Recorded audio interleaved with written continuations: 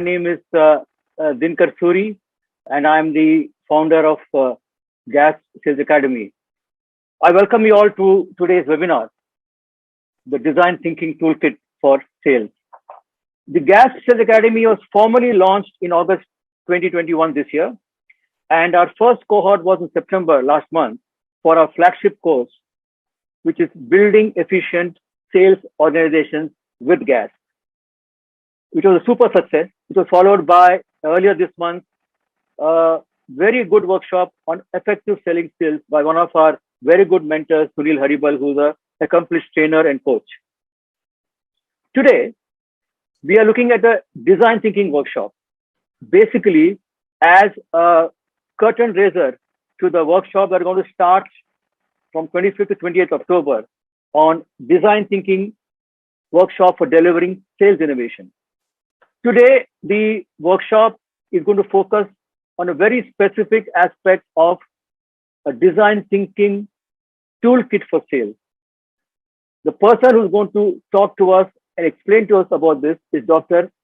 Kaustubh Dhargalkar, who is one of our very esteemed mentors and a very esteemed person in the field of innovation and design thinking. So let me just formally introduce Dr. Kaustubh before calling him onto the virtual screen here. So Dr. Kaustubh is an entrepreneur-turned-academician and innovation evangelist with a PhD in corporate innovation and design thinking. He has over 30 years of experience in this field and has trained more than 5,000 individuals and has over 50,000 hours of training in the space of design thinking, creative problem solving, and breakthrough ideation. He is a mentor at various startup incubators and has mentored more than 150 plus startups over the last decade, helping them to scale by building robust business models. He is a founder of Potential and Possibilities. That's a consulting service that he runs that provides support in design thinking and strategic innovation. He's also the author of a very wonderful book called It's Logical, Innovative Profitable Business Models. I have a copy here and it's available on Amazon. And for those of you who can go there and pick it up, it's a wonderful book. And a lot of the things that he talks about, like all experts, are from the science of innovation, which are mentioned here. So do pick up this copy from Amazon.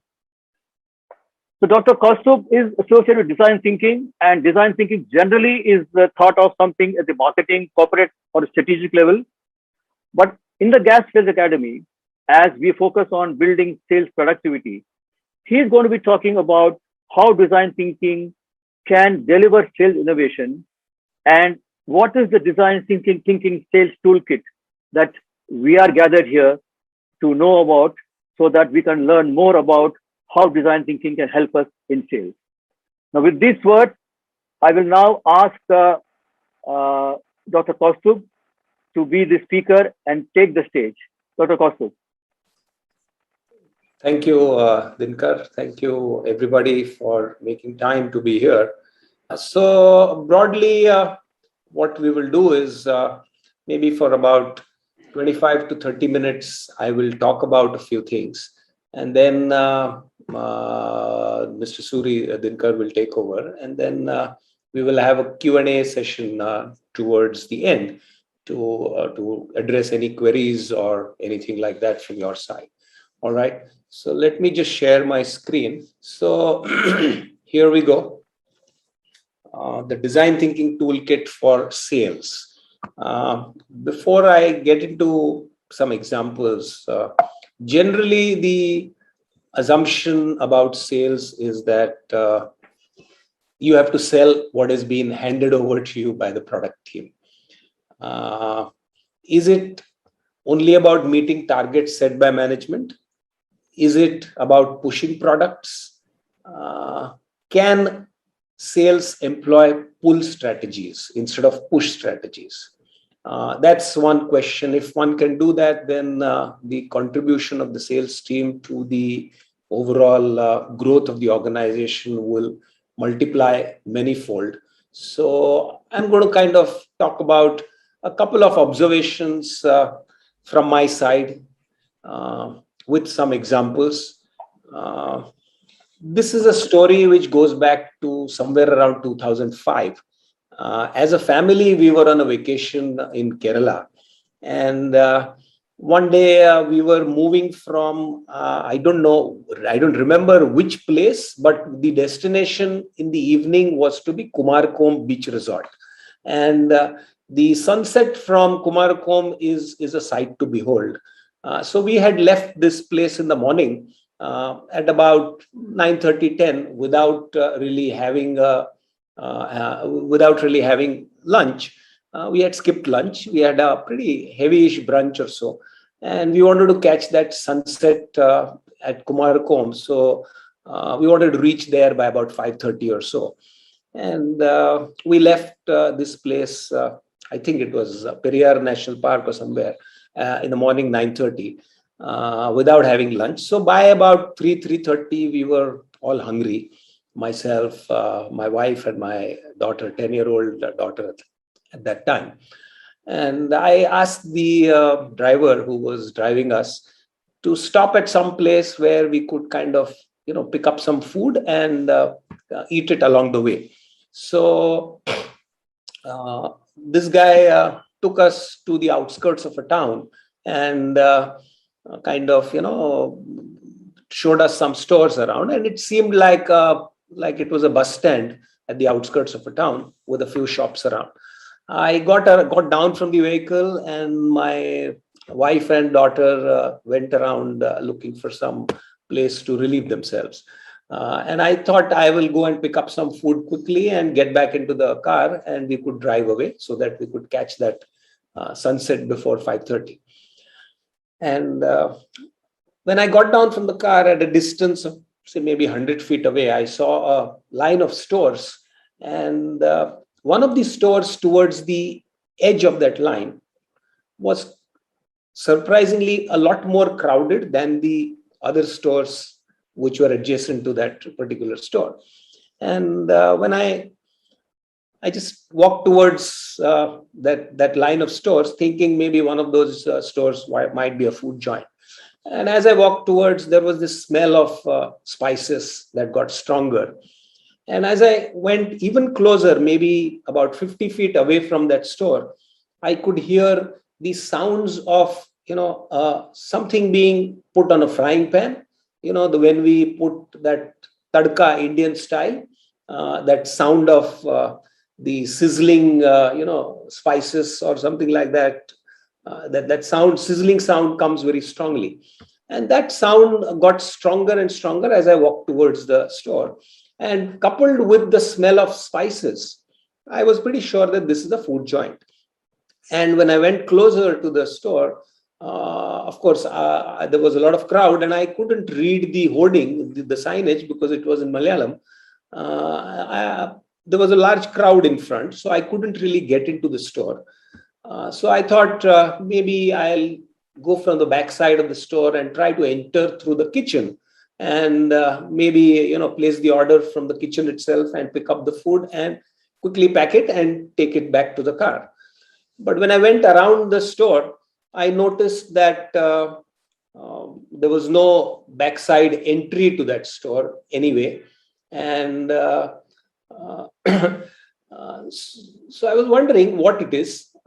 So I came back to the front. I kind of pushed myself through the crowd, reached the cashier or whoever was sitting across the table at the front.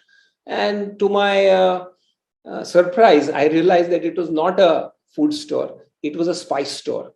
And when I saw that cashier or the manager or whoever it was, under the table where he was sitting, there was a small little 2-in-1 kept, old times 2-in-1, the cassette recorder come radio player, that kind of thing was kept there. It was connected to an amplifier. And through that amplifier, there was a 50 or 100 watt speaker connected to it.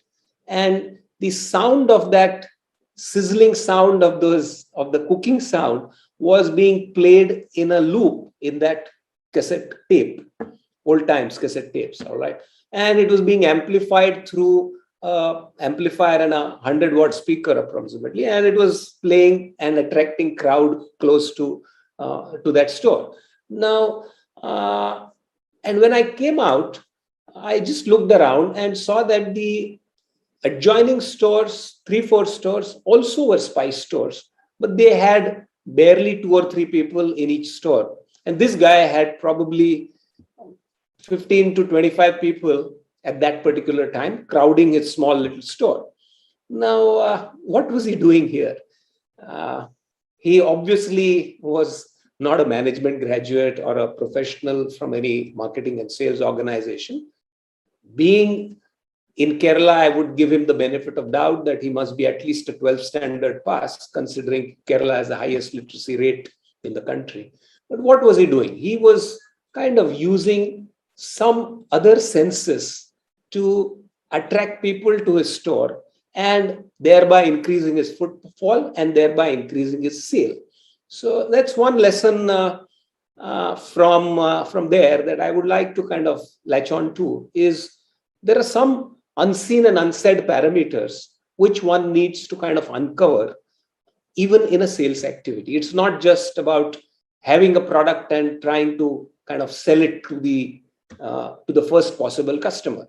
It's about understanding the customer, what draws people to the customer, and figuring out those unseen and unsaid parameters, and then trying to kind of capitalize on them and heighten those experiences.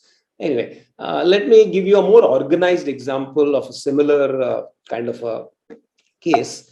All of you must have visited a Cookie Man store sometime or the other in the last 10 years.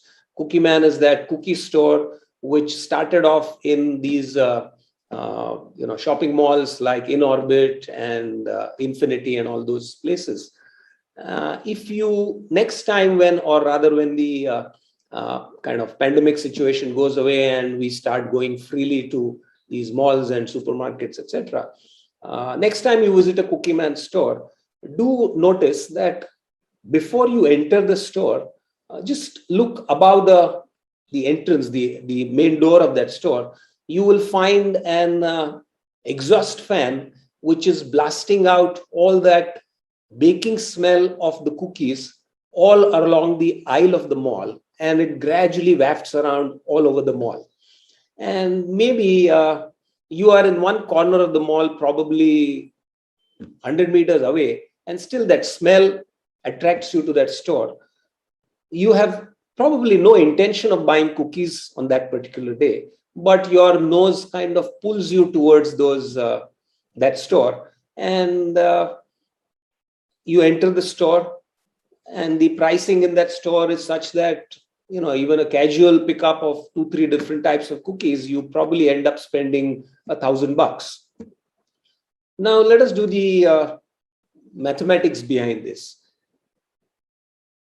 Imagine if one store of Cookie Man pessimistically attracts about 10 to 15 such customers who actually had no intention to buy those cookies, but just by letting out that smell from the exhaust fan, from the baking section of their store, and letting out that smell into the entire aisle of the mall or the passage of the mall, they are attracting maybe 10 to 15 extra customers per day, pessimistically.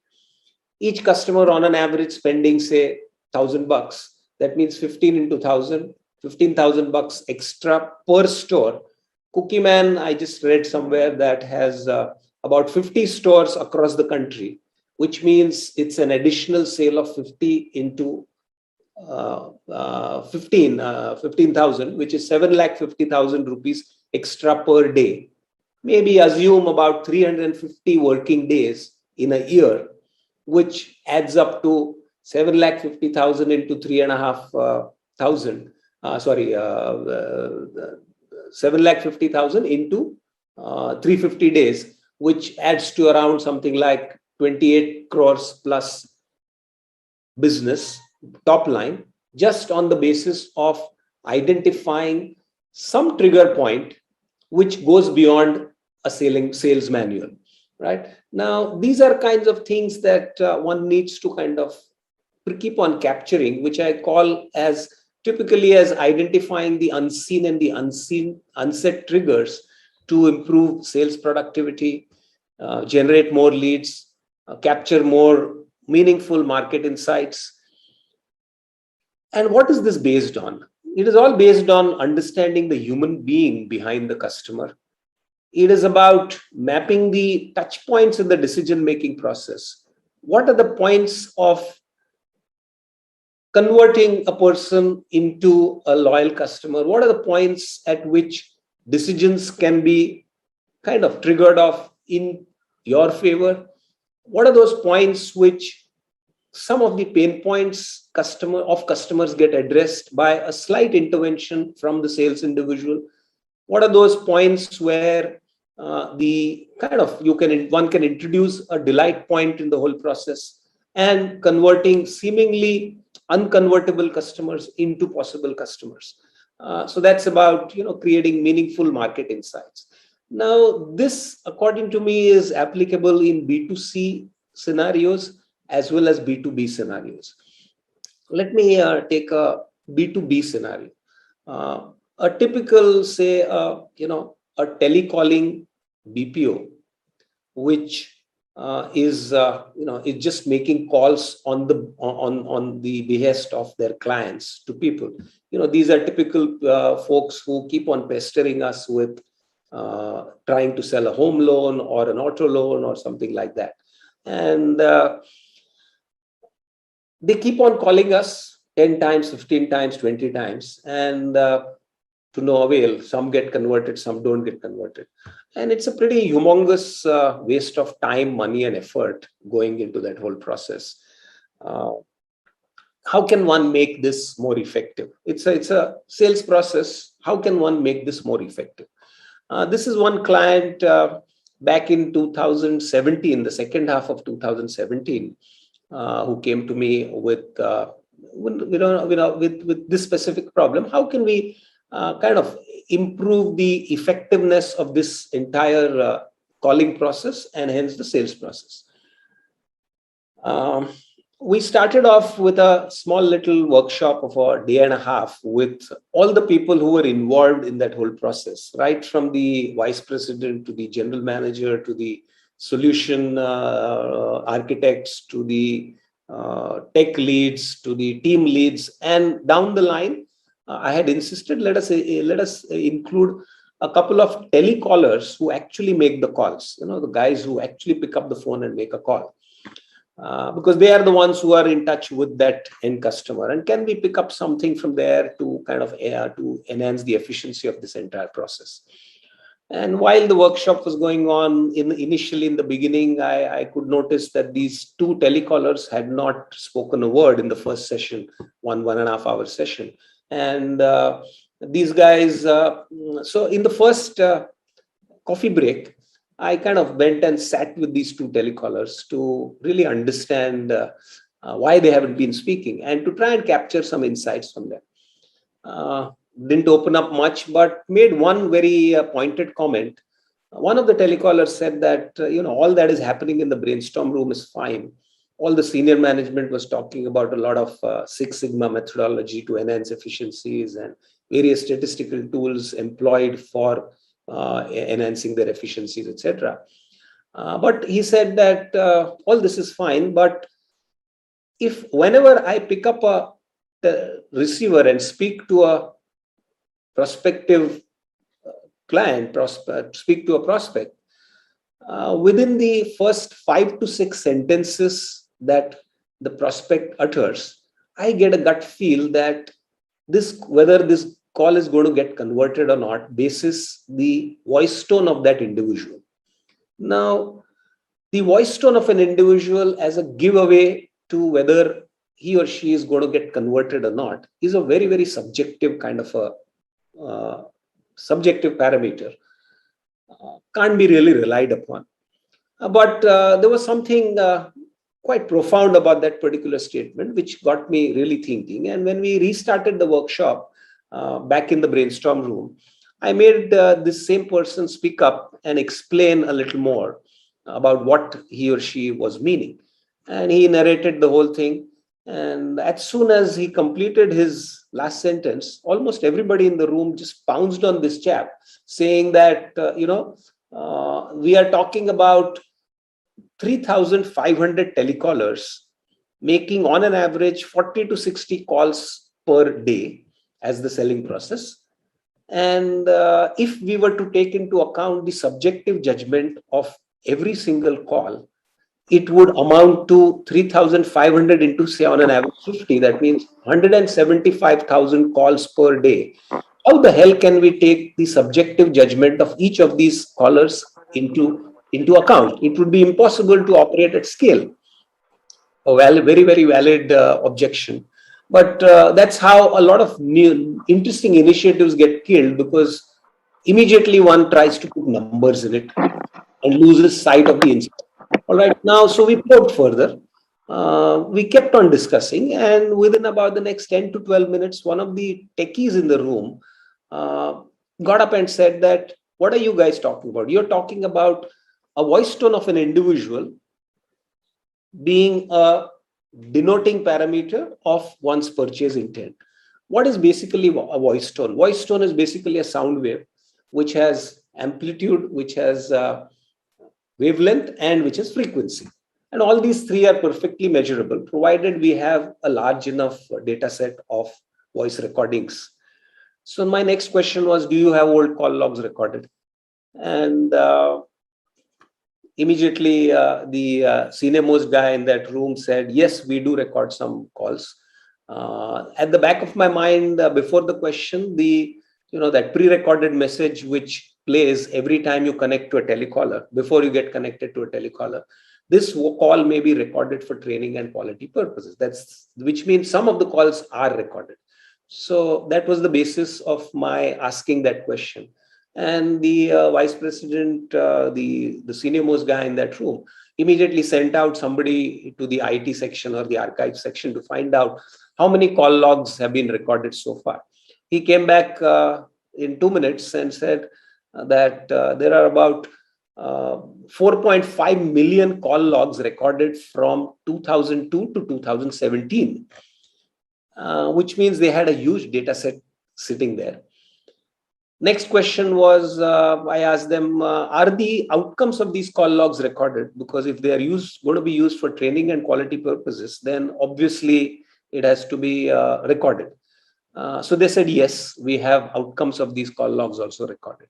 And then we had these two large data sets sitting in front of us, the 4.5 million call logs and these outcomes. It was just a question of matching the two through a machine learning algorithm. Now, this particular technology did not exist in that organization. They did not have that technology. So we looked around and we got some startup who was doing some nice stuff in speech recognition technology. And these guys got together, and about the startup was given both these data sets, the recordings of the call logs and the outcomes of these call logs. And that fellow created a machine learning algorithm, basically like a speech recognition engine, which what it did was it parsed all those voice calls and correlated it with the outcomes, finally creating an algorithm which could kind of categorize the incoming voice calls into 5 patterns. Voice tone pattern A corresponding to an outright yes from a prospect. Voice tone pattern B corresponding to a maybe yes from a prospect. Voice tone pattern C corresponding to a fringe kind of prospect. Yes, either yes or no can be pushed either way. Voice tone pattern D corresponding to a maybe no, and voice tone pattern E corresponding to an outright no from the prospect. Now, and this was an algorithm which got better as more and more voice recordings were put in it and more outcomes were documented and correlated with the thing. So they deployed this somewhere in the second quarter of 2018. And by now, they have reached, the speech recognition algorithm has reached such a stage that whenever a prospect calls in, the backend speech recognition engine records the incoming voice tone and quickly categorizes this incoming voice into any of these 5 categories. And all this happens within the first 12 words that the prospect utters. All right. Now, which category the voice tone of that individual falls in quickly gets displayed in front on the screen of the telecaller, giving that telecaller an idea whether he or she is a category A customer, B customer, C customer, or a D customer.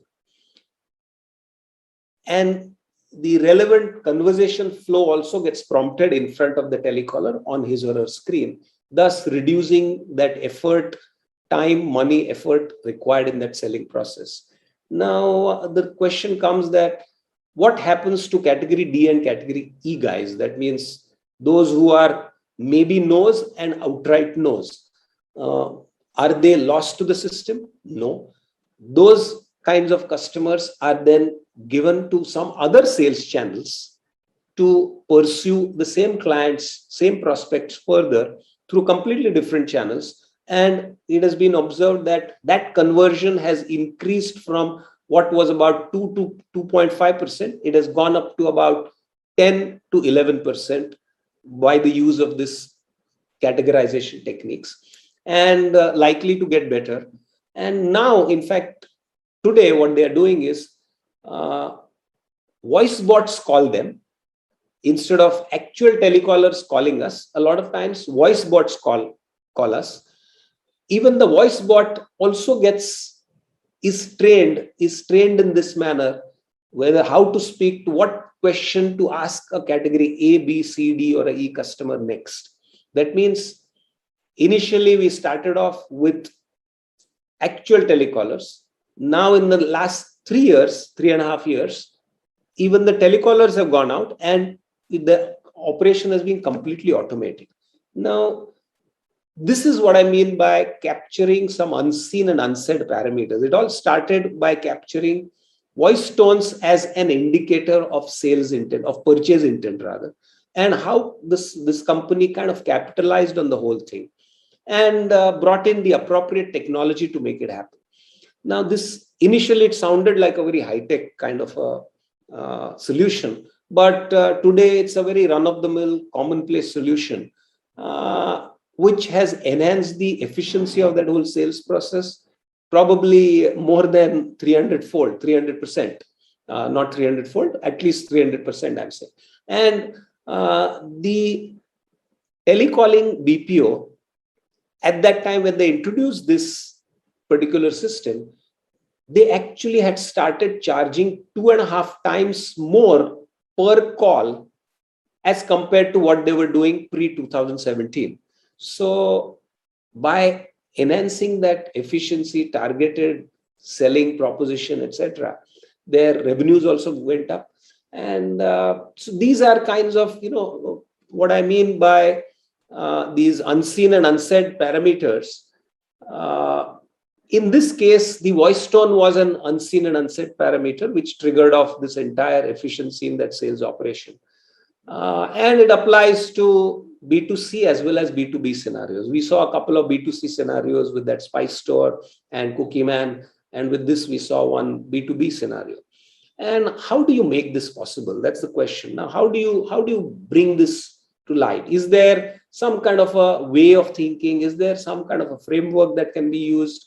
Yes, this is where the Design Thinking Toolkit comes into the picture, because as all of you would be knowing, design thinking puts a lot of emphasis on understanding the user, enhancing our ability to be able to put ourselves in the shoes of the end user. By that, we could actually figure out some unseen and unsaid parameters or unseen and unsaid triggers, which can be helped for better product creation, better sales process management, better selling propositions, identifying those triggers, which are those fringes where a customer can be pushed here or there. And that's where the sales process, the individual responsible for the sales process can kind of benefit. It's extremely exploratory in nature, never takes anything for granted. everything is looked at from the point of view of the end user. So it opens up the minds a lot to these unseen and unset parameters. Design thinking talks about quick, iterative kind of pilots. Launch it, learn, launch it, learn, modify, launch, learn, modify, launch, learn. So, and these short little iterative cycles help us quickly test how our product is doing in the market. And the sales folks are the ones responsible for getting that feedback quickly. And if one has that mindset of, quickly launching some format, using some process, checking for efficiency, if it works, go on. If it doesn't, what went wrong? Improve, again, go back. And all this kind of leads to enhancing the probability of making innovation happen, whether it is in the product space or the system space or a process space.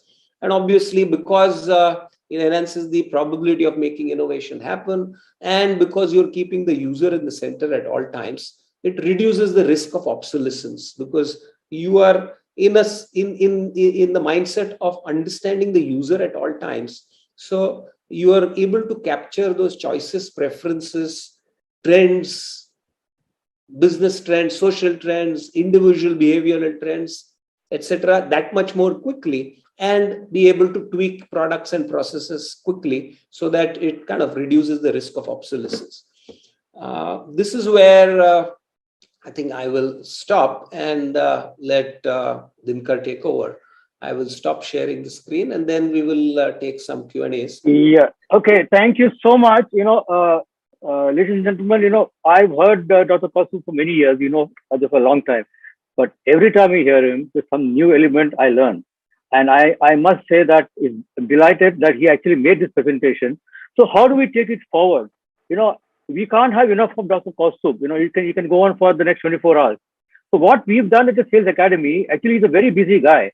So I actually told him that, look, I think that the aspect of improving sales productivity and the way that he goes about it, so it's no longer a corporate entity. He talked about this spice guy who's actually, kind of doing things there. Talked about the BPO guy. So we actually have configured a design thinking workshop, which is going to be a four-day gala affair where he's going to deliver sales innovation. You just saw a little bit of that now. And so we've made a complete, I would say, course for the first time, especially focused on sales. And this is not focused on the sales leaders. Of course it is, but everybody down the line. So we make sales design or design thinking as a way of life. So this is what we have got Dr. Kaustubh agreed to. So from 25th to 20th October, from 4:30 to 6:30 every day, totally 8 hours, he's going to be talking about this design thinking toolkit in more detail. And I will ask him to actually spell out in some more detail what he's planning to do for each of those 4 days from 25th to 28th. So broadly, this is the kind of, flow. What is design thinking?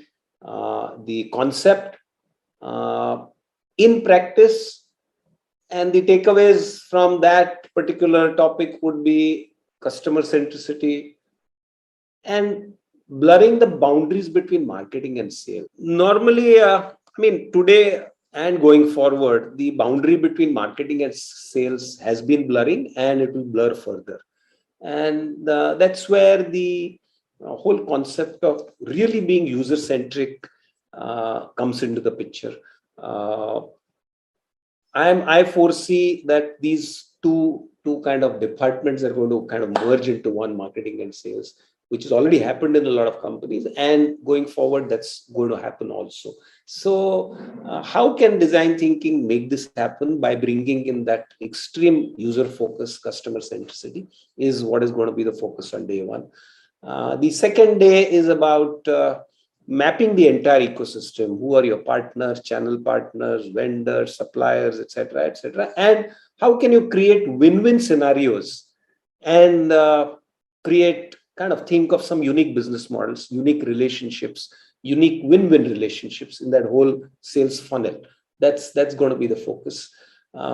Creative user research techniques 1 and 2 I spoke a little bit about it. This was a trailer today, identifying the unseen and unsaid triggers for effective sales.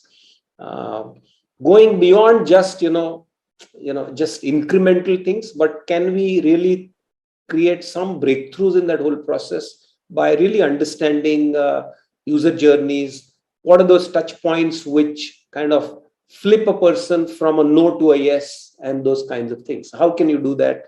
By really understanding those people involved in that process, those users involved in the process. And are there any research techniques to understand that beyond just an interview or beyond just a survey? How do you kind of observe and interact with people and get those cues from them? Are there unique ways to capture that? Is going to be the focus of these two topics, part 1 and part 2. And after having done this, many a time the problem that we are trying to solve kind of gets redefined and reframed. And when that happens, how can that translate into a strategy, a sales strategy, which kind of dovetails itself into the entire strategy of the organization? When problem redefinition happens from the customer side, that helps recreate or relook at the strategy. Right? So that's the kind of deliverable out of these topics. And then, of course, there is a universal framework of various attributes that kind of I have generated over the last 10 to 15 years by being involved with multiple product creation, process creation exercises, which is a 73 attribute framework, which can be used effectively across product creation as well as process creation. How can systems be more responsive? How can the whole process be more user-centric? So it's about an end-to-end user experience, be it in product creation or the sales execution process. And of course, we will discuss some of the best practices followed across domestic and international companies to establish what I call as last mile user connect, because companies which have been able to establish that last mile user connect have been the ones who have been at the forefront in the last 2 decades or so.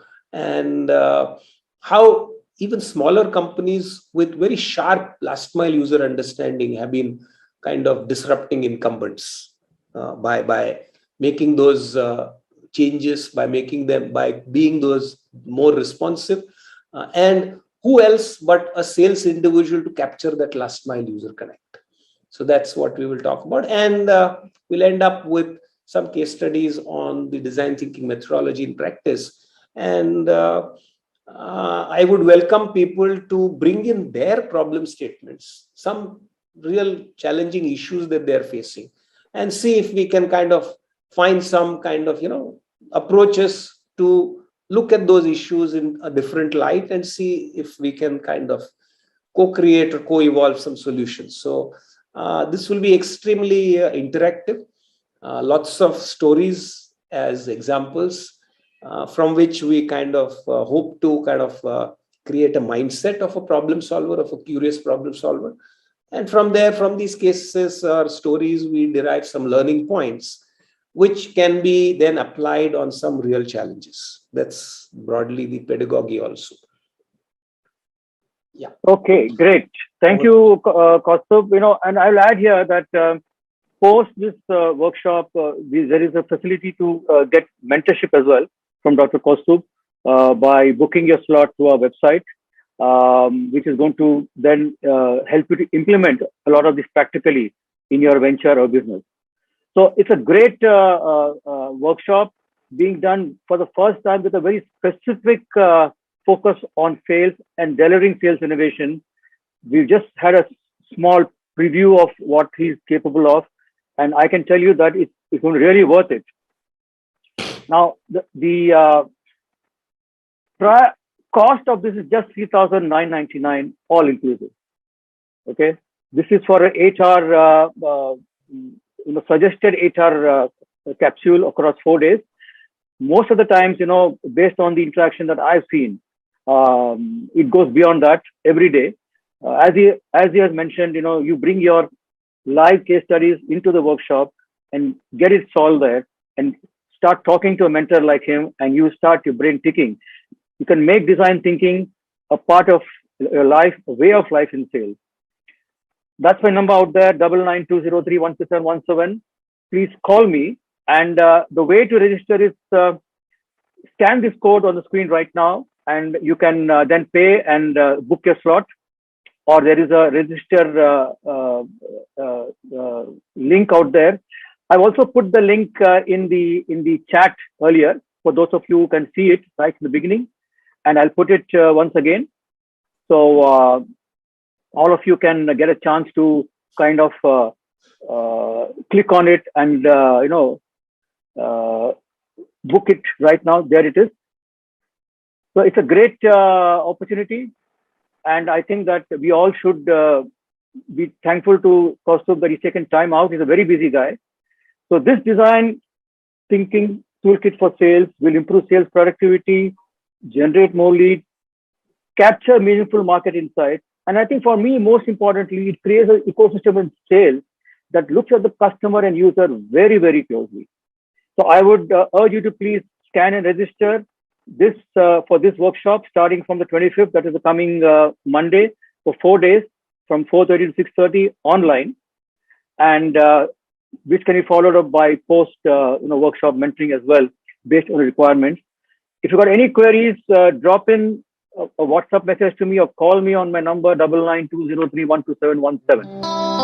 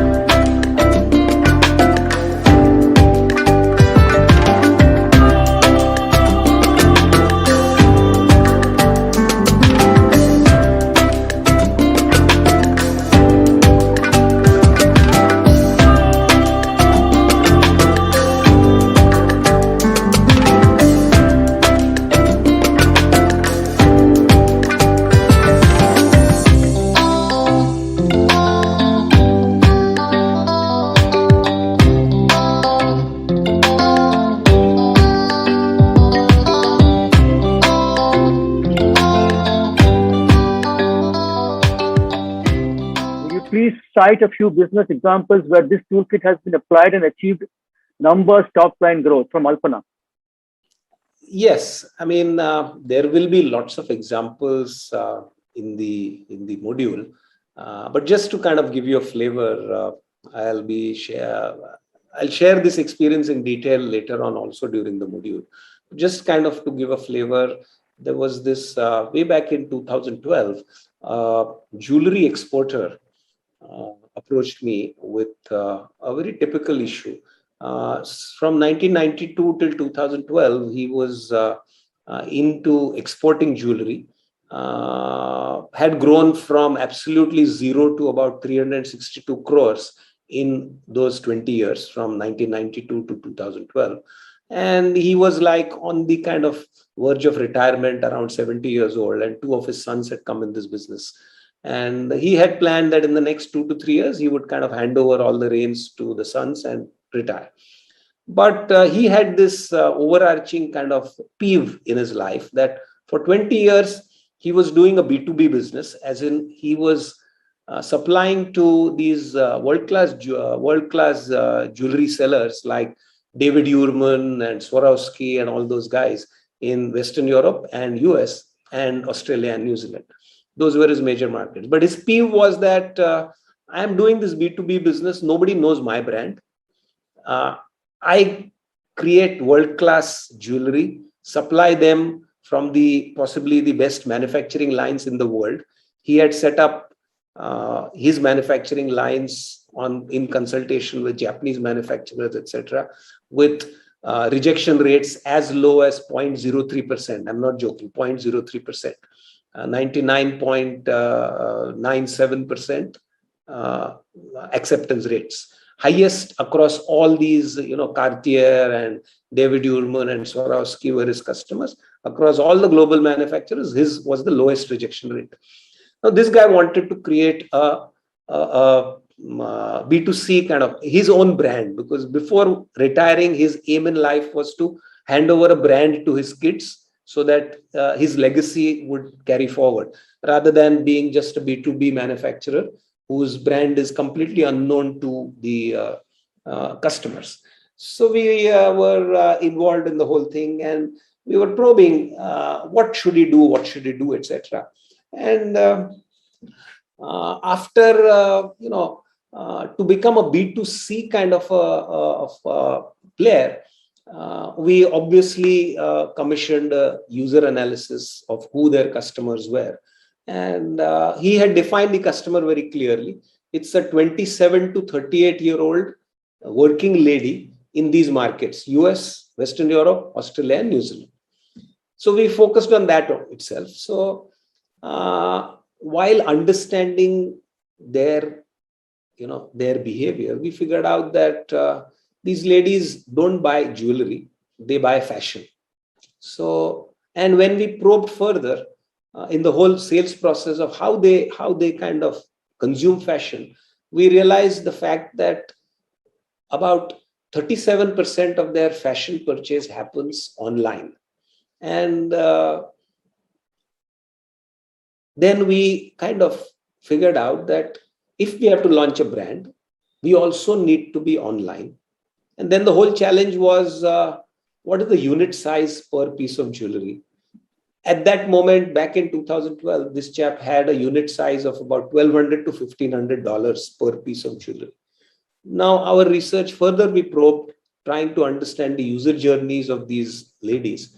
We figured out that basic analytics told us that they don't swipe anything more than $490 for one purchase, which meant that we had to reconfigure the entire product portfolio from $1,200 to $1,500 to less than $500.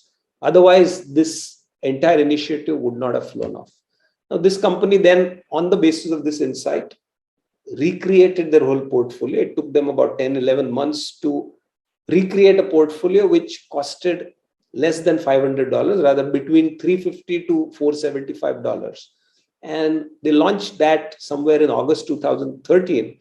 And by 2017 year end, that is 31st March 2017, these guys had gone from 362 crores to about 869 crores, out of which 42% of their business was coming from the B2C space. And out of that, almost 67% of the business was coming from online. So that was a phenomenal top line growth. And had they continued the B2B, that B2B business also grew, but it grew to barely about 412 or 413 crores, which means in 4 years, just about 10%, 11% growth. That came purely from price increases, not from volume growth, not from unit growth. So this is this one example of how this whole thinking can kind of affect top line as well as bottom line. I hope, Alpana, I've answered your question. That's great, Kaustubh. There is a question from Prashant here. Sir, could you talk about any one of the creative user research techniques? Yes, I mean, we'll talk about many, but my favorite here is the user journey map. A user journey map is, identifying the entire activity that a user goes through, right from kind of feeling the need to purchasing the product. And what are the exact touch points that that person goes through? At what touch point, what are those feelings, emotions, etc., etc.? If one can capture that, that gives out a lot of triggers that can be used in the whole sales process. We will talk about it in detail. Yeah. Good. So, from what you're saying, Kaustubh, this is a generic sales-oriented workshop where you're getting these people trained to think about user connect, which actually is supposed to be a natural function, by the way. But sometimes we lose track of it. So the techniques and the science behind that, if ingrained, can have multiple effects. Because at the GASP Sales Academy, what we believe is that sales productivity is the core at the heart of any business enterprise and any business result. It's the one element that is often overlooked, which is why we are focusing solely on that.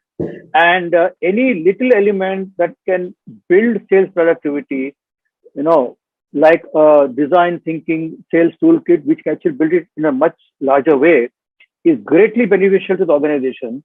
And it starts at the very bottom of the organization, not from the top, and then finds its way up. So I think it's a great concept. And we are happy to have all of you register for this workshop starting from Monday. I've set the link up here. You can go to our website as well. You can book your seat there, and you'll get the link, and we can all catch up once again on Monday. We are having a lot of other programs for the GASP Sales Academy in the next couple of months. We shall be coming back to you with that. Keep a watch out on our website at gaspsalesacademy.com. And we have everything that we do is focused on building sales productivity, as a great focus. Yes. So I think, Kaustubh, your answers have been well received. And as I mentioned, that, this is just a trailer. And, I can assure you that once you come to the main workshop, you will become a disciple of design thinking, which is what I think Kaustubh wants, which is what we all want, so that we can then really work on the consumer and user end and build our business. Thank you very much for your time, everybody. Looking forward to seeing you soon. Okay. Thanks very much, Dr. Kaustubh. Thank you all for coming. See you soon. Thank you. Bye. Bye.